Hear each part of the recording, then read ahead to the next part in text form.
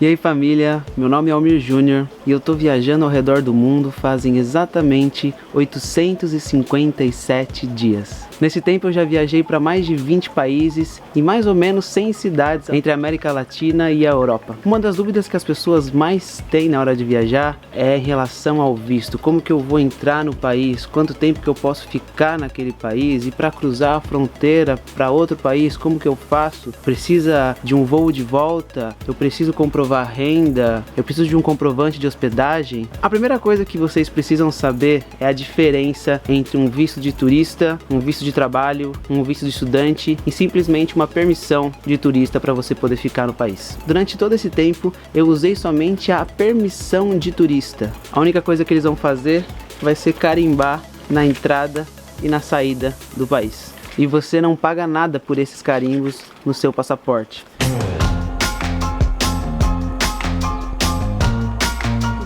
Ei, tá chegando, hein? Tchau. A gente tava tentando pegar carona ali, mas a gente tem que carimbar o passaporte do lado da Bulgária ainda. Aqui é só o carimbo, tipo, saiu da Turquia. Então tem que dar entrada do lado da Bulgária ainda. Vocês sabiam que, de acordo com a ONU, existem 193 países no mundo? E nós brasileiros não precisamos de visto para viajar para mais de 150 deles. Porque o passaporte brasileiro é muito bom, ele está entre os 20 melhores. Quem emite ele é a Polícia Federal, custa R$ 257 em 2018. Mais um carimbozinho aqui, ó, Malco Tarnau. Tem muita gente que não tem essa liberdade de viajar que a gente tem. Precisam pagar por todos os vistos, é muito caro. Você tem que pagar em todo lugar que você vai. E pensa que um visto normalmente custa, depende, vamos falar uns 50 euros. Você não pode fazer um road trip assim, porque a gente só tem 400 euros agora, sabe, cada um. Aí você o visto, já acabou. E é exatamente isso que eu tô fazendo durante esses 2 anos, 4 meses e 4 dias da minha vida. Todo o período que eu fico nos países é menor que 3 meses. Tem alguns países que eles vão te dar 6 meses, tem alguns países que eles vão te dar menos. Então se você quiser ficar viajando pela Europa por mais de 1 ano, você pode. É só você ficar 3 meses no país, nesse espaço Schengen da Europa, que é um acordo que eles têm entre 26 países, se eu não me engano. Sai para um país vizinho, fica 3 meses fora, como a Croácia, Bulgária, Sérvia, Kosovo, sei lá, algum país do leste europeu. Depois de 3 meses você volta de novo. Eu vou deixar aqui na descrição a lista de todos os países que o nosso passaporte brasileiro não precisa de visto para viajar. E eu vou deixar aqui na descrição também os países da América que fazem parte do Mercosul e a gente não precisa nem do passaporte para viajar para esses lugares. Somente com a RG você já consegue entrar nesses países. Onde que tá algumas dificuldades e dúvidas que as pessoas têm na hora de chegar na fronteira? Vai depender muito da fronteira que você estiver passando. As únicas fronteiras que eu cruzei que foram de avião foram do Peru para o México e do México para a França. Normalmente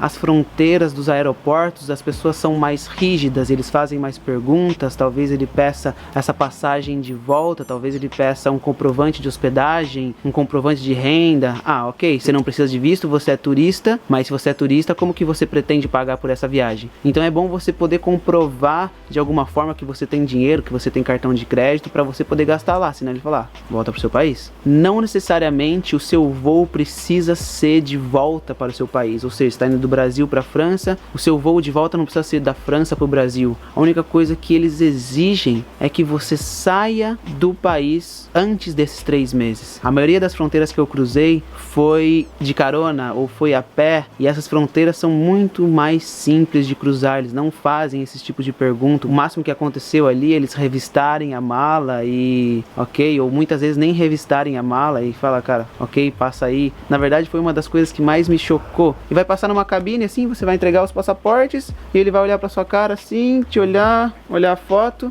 e vai carimbar e vai te dar o passaporte e você vai poder ir embora, sabe? Que é diferente de um visto, como é necessário para entrar nos Estados Unidos ou outros países que você precisa emitir o visto antes de chegar no país, mesmo que ele seja um visto de turista. É um documento que eles vão colar no seu passaporte, é totalmente diferente de permissão de turista. Você vai ter que pagar uma taxa, você vai ter que fazer uma entrevista, cada país tem uma burocracia diferente. Então, se você estiver pensando em ir para algum país que seja obrigatório a emissão do visto, eu indico você entrar no Google e dar uma olhada em todas as demandas que você precisa para poder entrar no país. E a principal diferença entre um visto de turista e uma permissão de turista é que o visto visto de turista tem todas essas exigências e documentações que você precisa cumprir para poder tirar o visto. E a permissão é só um carimbo que eles colocam no seu passaporte e você pode cruzar a fronteira. E uma das coisas que a gente tem que ficar ligado também é nos vistos de trânsito. Tô aqui no aeroporto de Cancún agora. Ontem eu tinha um voo para Londres, mas ele fazia escala no Canadá e eu não tenho visto canadense, tio. Quando